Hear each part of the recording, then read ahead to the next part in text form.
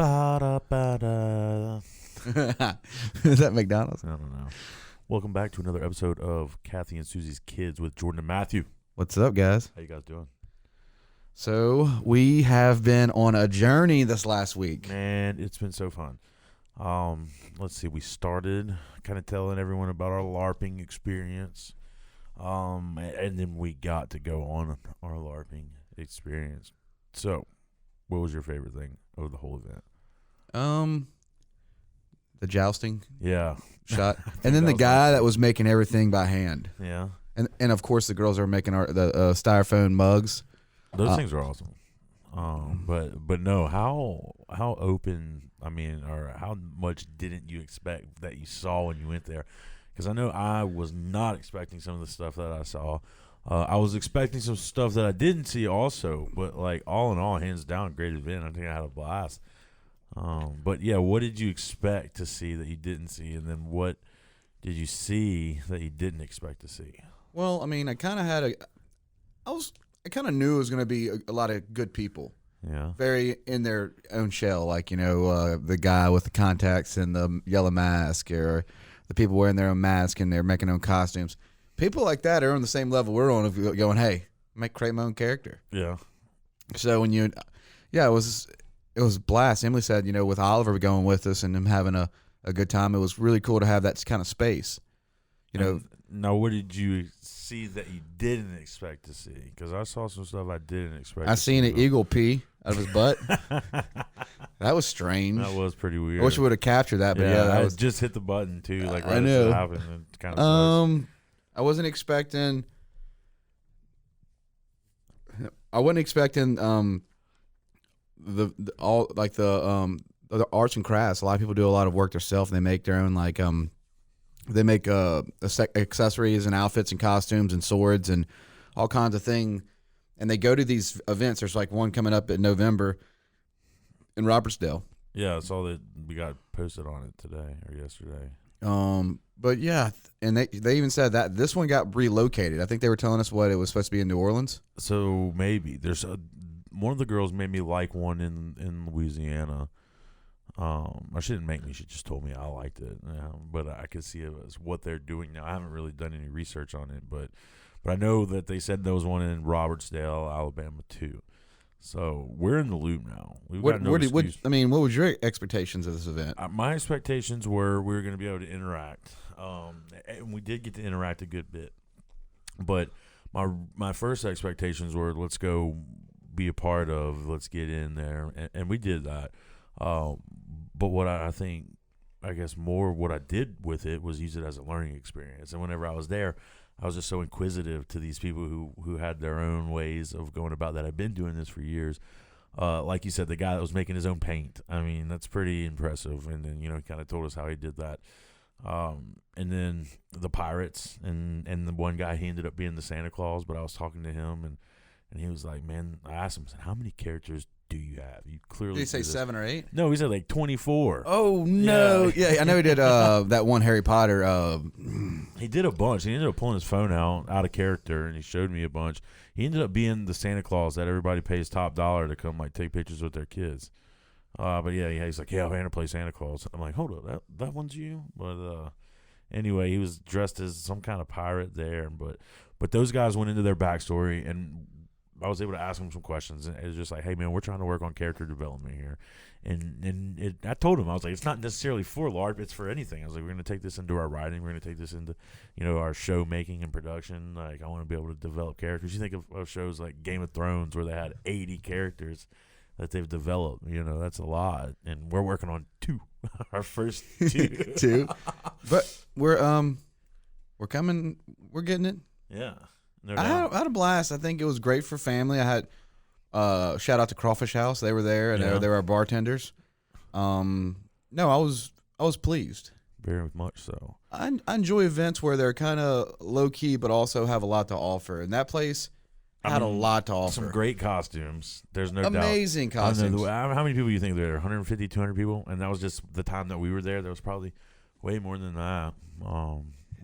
I got some compliments on mine. Yeah, no doubt. I mean, we weren't out of place. I mean, I saw people that weren't in costume either, so I guess you didn't really need a costume to go. But at the end of the day, we were pretty badass. I'm not gonna lie. I think it's like a new calling for us. Yeah, I think we're gonna go to Robertsondale. I think it's a good opportunity to go film some more. There's no doubt about it. And get more involved. We're gonna have to buy another costume. We can't just keep showing up with the same one. I think is what I've learned. No, we can develop ours because we're not done with that costume. Yeah, that's true. We got to add to it. Yeah, shoulder pads, haircut, potion pouches. I know Toro needs a haircut. That haircut's gone. His long hair was in his mouth. It's done. It's way too hot for all that. Toro's done with haircut. Yeah, we'll see. That's okay. I don't think he's cut it yet. I was just talking to him the other day. He said he needed to get it cut. Well, I mean, if Toro's got to do what Toro's got to do. I mean, I used to have long hair, and I cut that off. I like it better. So, but remember that guy that was showing us I mean, he's the same guy that made the paint, but he did his jackets and how they hand carved the actual stamps that he made the jackets out of wood. Out of wood. It was pretty impressive. And what he did is he did a row of them, and then he glued them together. Is that what it was? Yeah, I really wasn't looking in it too. He did like a puzzle style, then clamped it, wood glued it. But he did individual grooves out of his stamps to make his clothing and stuff. So that takes a lot of time. Yeah. But it's a lifestyle. These people probably work regular jobs, and in their downtime, like when they're home, instead of like it's their football, it's their sporting event, it's their. You don't think that these people do this for a living and they go around doing the shows? A few of them, but a few of them just do probably for a passion project. Yeah. You're looking at people that, there's people that do this as a business for sure. Yeah. But then there's like the jousting guys or the guy who's running the jousting thing. Oh, that guy was awesome. Yeah. I mean, what about. He was like the Joe Rogan of jousting. Yeah. The guy that got knocked out. Poor guy. Wow, man. I mean, we got that clip and I was just like, oh no. Dude, he took it straight to the dome. And I didn't think he did it first, and then I had to go back and watch Good night, Irene. Yeah, he went flying off the horse. Did you hear him say that? Yeah, I did. It's a good night, Irene. Now I heard something else. I don't know what that was, but it was. Sorry, Kathy. It was just definitely. Sorry, Mom. Unexpected. I thought these guys. Very much so. I saw them like putting the armor on and like all the bolts and nuts and bolts that they were sitting there screwing on to put like the extra padding or extra layer of steel or whatever armor is on there, and I was like, okay, well. At least they're protecting themselves. And then 2 seconds later, dude gets smashed in the face. Well, but the way the commentator, we got to find that guy. We got to get that video to him. But the way the commentator, Emily told me he's like looking for that video. He's like, did anybody get that? Oh yeah. But the way he played it off, like, good night, Irene, and it's like, yeah, they had to go check on the guy. Hey, he got hit with a stick in the head. There's no way he doesn't have CTE from that. Yeah, cause he fell. Like he was out of it for a while, and he like got up. He was like, "I'm fine," and I looked at him like, maybe you're fine, maybe you're not fine. Yeah, but a trooper, no doubt. When's the last time you ever been to? When have you been to a jousting contest? Oh man, medieval times. You ever done that? It only cost us was it $8 a person? Yeah, and I think we gave them an extra 10 or something. Yeah. So I think we paid. There's 4 adults. Kids were free under 3 or 2. And I think what would we get? We gave them like a 40, I think. So they were excited for it. Yeah, we gave them like an extra $8, and they're like, "Thank you." And we're like, "We'll see you next time." And then we proceeded to have a very fun time. I mean, it's been pretty boring during the COVID thing. Everything's shut down. We were trying to get out and do new things. That was definitely one for the books. I will say that.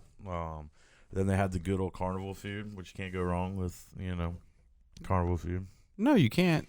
Also, I think everybody wants a little imagination. Everybody wants to get out of their comfort zone, like enjoy themselves, and an event like that where you can just express yourself or create a character and be welcomed, have great food. I think I had a gyro, and we got to spend time with our family and you sword fight like Oliver, and it was like Oliver was he was in his zone. He's and it was an embracing. I think everybody should go do stuff like that.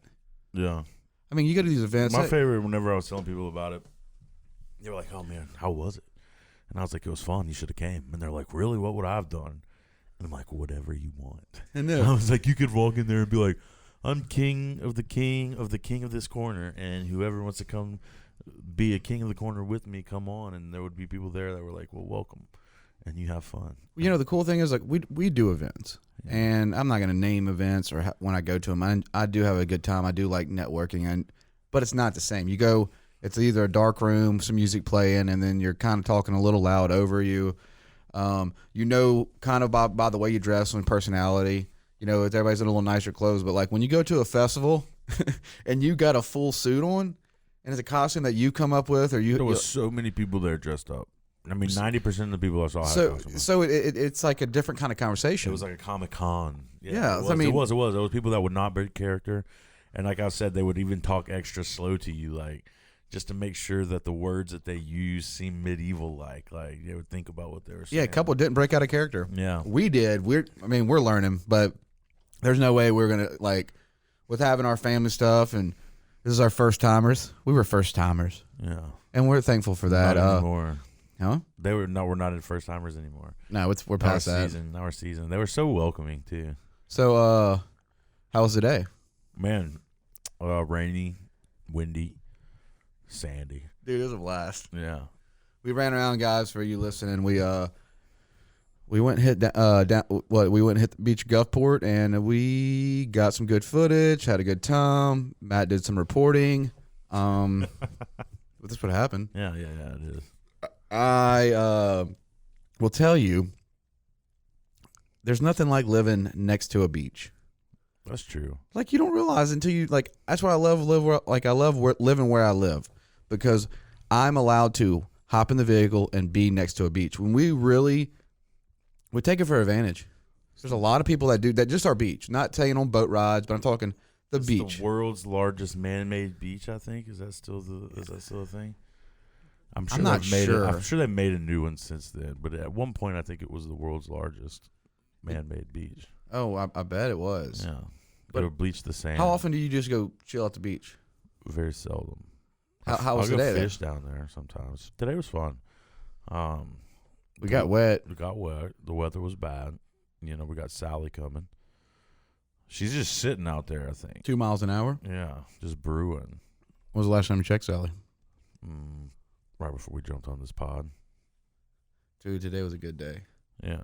I'm excited to see like a lot of the photos. You know, we've had a great week. We're putting more work into the show. We're expanding out. We're pushing ourselves. It's been, you know, the show's changing, and it's adapting to really a very, very creative and fun experience, because it's always like, hey, let's create this, or let's go. Yeah, just to see where it gets taken. Sometimes. Let's go to a pirate festival. It's like, oh, and we got to buy costumes, and we got to bring my kid that's almost 3 years old, and he got into character. Yeah, he wore his sword. You got that really good shot of him where he's wearing his helmet and sword. That was Matt's shot, but it captured like. Oh, he was in the zone. Oh man, can you imagine being almost being 2.5, 3, running around like being a pirate? Yeah. I mean, you know what I was thinking of whenever I was watching it? You remember Dodgeball? The guy that was in Dodgeball, the pirate Steve or whatever. That's what I was thinking about. Oh my god, Dodgeball's a great movie. Good call on Dodgeball. Yeah, that's. You're not a pirate. You're a man. How about you get knocked for your Nikes though? That was hilarious. The guy on the golf cart. Yeah. That was probably his event. It had to be. It had to be, and they were very good. They were very nice. Call me out.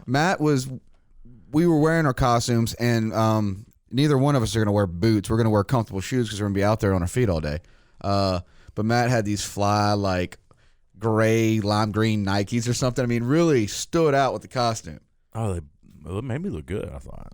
But that guy walked up, said everything's good with the shoes. Those green Nike chucks. I was like, huh? What? And he was and I had to remind Matt that he was in a golf cart the whole time he said that to him. Yeah, he did. Yeah, he didn't even get off the golf cart the whole time. I didn't even. They were running circles around us. They're probably filming us as we filmed them. Yeah. What about that? The bird handler that couldn't really get his birds to listen to him. That was funny. His code word was like "hup" or something like that. Hup. Yeah, and then I started saying it. I was like, "Hup, hup, hup," and then I was like, "Oh, I better stop when these birds go crazy." What was the 2,800 pounds of force for the eagle or something? It was a lot. And the eagle was not landing where it's supposed to land. It was landing in crowds. They said that I don't know. Jean said something about the guy was looking around for people with furs on because he was. And there was one guy with furs. Yeah, and they said something to him. And that, yeah, well, but no, a lot of the birds were really not listening. We had a little too much fun.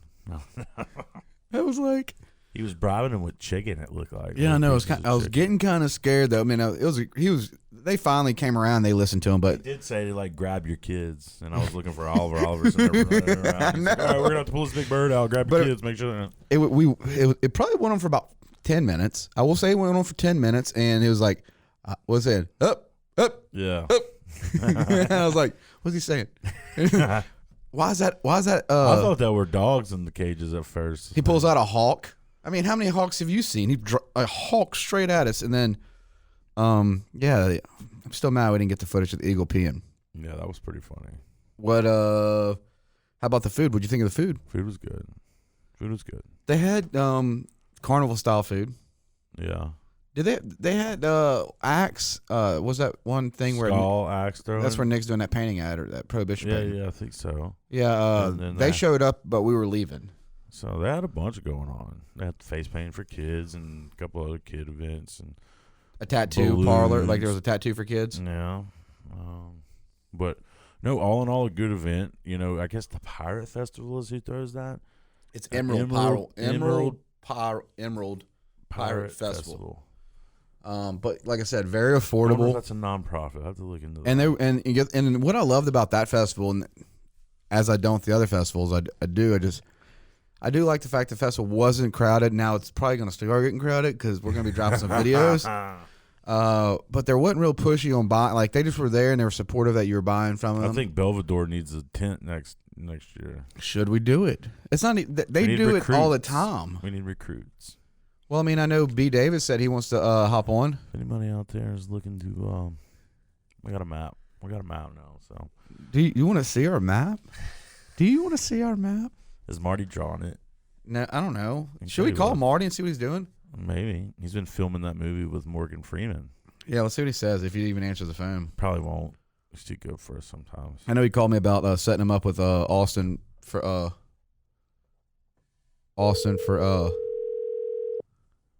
White Pillars to do that Morgan Freeman. Did I tell you that today? No. Marty called me about setting him up with Austin from White Pillars to film a scene with Ruby Rose, Rosie Reb, Ruby Rose. Yeah, that person. Come on, Marty. Come on. You have reached Marty Wilson of Marty Wilson Galleries. Please should we leave a voicemail, though? Thank you. Might as well. Yeah. At the tone, please record your message. When you have finished recording, you may hang up or press 1 for more options. Marty, are you too famous for us now? Oh. Go ahead. Hey, Marty. You're on the line with Jordan Matthew. Are you too famous to call us back or talk to us anymore? Oh, yeah, doing movies with Morgan Freeman. We're trying to get the inside scoop. We're trying to get you and Morgan on the show for us. Yeah. Well, hit us back, Marty. XOXO. And I was about to hit the record button. That's a good thing. Oh. That was lit. Yeah. So we got our news thing out. Where do you think we need to go with Scar and Toro? What's our next journey with them? I don't know. We'll see. We got to find out when the dates are for the new events that have come to light. I think maybe that they're going to be seeking revenge, so maybe they're going to be taking a journey, looking for somebody. I don't know. I know. I think we got to go. We got to go to Darktool. Yeah. I mean, is that where it's going down? I think we're gonna. Yeah, I think that's going down there. Working on it. Work in progress. I think we need to push this forward. I've had so many people go, "Hey, I want to LARP with y'all." So I went to. I tell you about the ShadowCon thing we went to whenever I was in Tampa for work one year. No. It's kind of like Comic-Con, but all right. So I had to work convention down there, and it was me, my boss at the time's daughter, and her husband, and then another buddy. And we go into this classroom, and it was in a hotel up on like the 15th, 16th floor. Anyway, so when we're walking through the lobby, there's all these people in costumes. It's like 7 o'clock in the morning, and I'm like, what? And it's all like video games and Dragon Ball Z stuff. So anyway, I get up there into this class. There's probably like 40 people in this classroom, and I'm like, okay, we're not just gonna talk about what we all just walked through to get up here. Like, what's going on down there? And the teacher of the class was like, yeah, it's a thing called ShadowCon. It's kind of like Comic-Con. So at our first break, I ran downstairs as fast as I could, and I got the pamphlet, okay? And the pamphlet, it had all these, like, rules and, like, times, and it was pretty much just, like, their itinerary. Yeah. So I get back up to the class, and I think for the first day of this class, I didn't learn anything, because I was too busy, like, reading this pamphlet of ShadowCon, and which is a big thing. I'm talking about thousands of people. So, How that bit 1,000? Yeah. Over 1,000 people? Yeah. So anyway, I'm up there reading, and everybody's all interested in it. So like, we had a class; it was 3 weeks long. So the ShadowCon was like the first week of the 3-week class. But anyway, we all ended up going down there and like walking through and getting, pretty much half of the experience without actually being involved in it. But at one point, we all went down, we went out one night in downtown Tampa, and we came back, and we were all kind of tipsy, and it was late. We were at the hotel, like, what are we going to do next? And I pull out that thing, and I was like, they're having a ball or a rave at this ShadowCon. Do you want to go crash it? And we did. So we all go to this ShadowCon, and what we did, they ended up not wanting to let us in at first. They were like, who are y'all? You're not a part of this.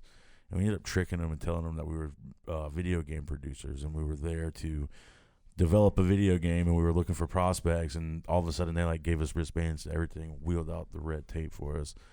It was a pretty fun experience, but I mean, at that point, my eyes were open to the life of this Comic-Con, ShadowCon realm that I guess the Emerald Coast Pirate Festival is opening the doors to. So you're saying well, I mean, there wasn't just medieval. It was, I saw some video game people there. I saw, and at one point it said like all realms welcome. I remember seeing that. see, I never really done a lot of festivals. Of course, I've done video games though, like Twitch and all that stuff. So I've always had relationships with them through social media, Instagram, characters. Because some of the people I've used to play with are like, if it's a certain game, whether it's Destiny 2, whatever it is, there's a few people that go into character for these games. Right. They take it serious. Oh, yeah. There's people out there that play Call of Duty, and they're in full gear right now playing the game now. And that's kind of how ShadowCon was. And they had like different events, similar to how the festival we went to had different events. They had the jousting and the bird stuff, but they had that at this, and they had like shadow dancing or dance fighting. I want to go. It was pretty epic, and I still have the pamphlet somewhere at the house. I have to find it. How long ago was this? Oh man, probably 7-8 years ago, maybe longer. Is this your first? Well, no, you've always been way more in character than me. I just started getting into character, but every Halloween you're like in full different kind of characters. Not really. Sometimes. What? Yeah. What were you last year? Siegfried and Roy. And it was pretty good costume. Did you have a tiger? Yeah, of course. I mean, how are you gonna be Siegfried? The year before that, what were you? Tiger. I don't remember. No, we were Kanye West, Little Pump. Little Pump, yeah. Oh, I'm saying like and the big box suits. Do we have other character events down here? I don't know if there are. Well, I should ask the Santa Claus guy because he's got 24 characters. He knows. Where's he from? Where was he from? I think he said Biloxi. Did he? Yeah. The other guy was like from Pensacola. Yeah. I hope they're safe. Yeah, no doubt. Seems like it's going that way. Right. Well, hopefully they're getting all their costumes and stuff ready. Should we start doing like all these festivals? I mean, I'm down to go to another one. Well, I want to go to the one in November. We'll see what's up. Why not? We're gonna look it up. There's used to be a place in it's like Robertsdale, somewhere around there. Like that's a place like Robertsdale. Yeah. It's in between here and Ghost. There used to be a restaurant that's all you can eat quail. All you can eat. I don't like quail At all? No. Have you ever had it? Yeah, I used to go there and eat all you can eat. It's real gamey. I went to Daphne High. Okay. I lived with Mom. Mom lived in Spanish Fort, so I went to Daphne High. I used to live off the causeway. All you can eat quail. I'd rather go eat what is that? Lambert's, home of the throw. I'm gonna throw a roll at you. Yeah. I think my favorite place when I go to Mobile and that whole area will be the Wenzel's. Yeah. The oysters. Yeah. Are you an oyster eater? I'm an oyster eater. Are you? Do you like crawfish? I like crawfish. How about shrimp? I like shrimp, scallops, crabs, All of the above. I'm a seafood guy. We need to go hit Mobile one day. Have you seen the We place? need to go to the House of Seafood. That place. Have you seen that place right past there with all the dinosaurs? No. It's like an hour up. I think it's an hour up from Mobile. I might be wrong, but there's like a one of the guys that's owned some millionaire, big time millionaire, either owns a motorsport company or something. He owns a bunch of companies, but he we'll throw the place up there on the screen, I guess. But he put like life-size dinosaurs in the woods. Like, and it's not far. We could take the drive, but like he's like, there's. Maybe we need to go check that out. Huh? Maybe Toro and Scar need to go dinosaur hunting. Should I pull it up for you so you can get a view? Yeah. I think that was. I mean, I think for you, we're like, and he's also got the Alabama Stonehenge. Like he's got replicas like the Stonehenge. Yeah, it's sick. This guy just went around and then he put a lady in the lake. A lady in the lake. Yeah, she's like a giant lady in the lake. So it's like I think he just like it. It was a project, but It's just an artist. he paid an artist a lot. Yeah, it's the Dinosaurs in the Woods. That's what it's called. Yeah, and you can see right here. Look, scroll over. That's not too far from us. It's pretty scary looking. I know, but I mean, There's the Stonehenge. yep, Stonehenge. Sorry, I'll be. we need to go check it out. Triceratops. How far is it, Matt? Barber Parkway, Alberta. Uh. It's Probably 2 hours. yeah, not even. It's over by Perdido Key. Not far at all. Maybe an hour and a half. We should go We should. and just. I mean, Well, maybe that's the next place the show's going to take us. Anyway, let's call it. You guys be good. Thanks for tuning in. Y'all stay safe out there. There's a hurricane just brewing. and we'll talk to you later. Big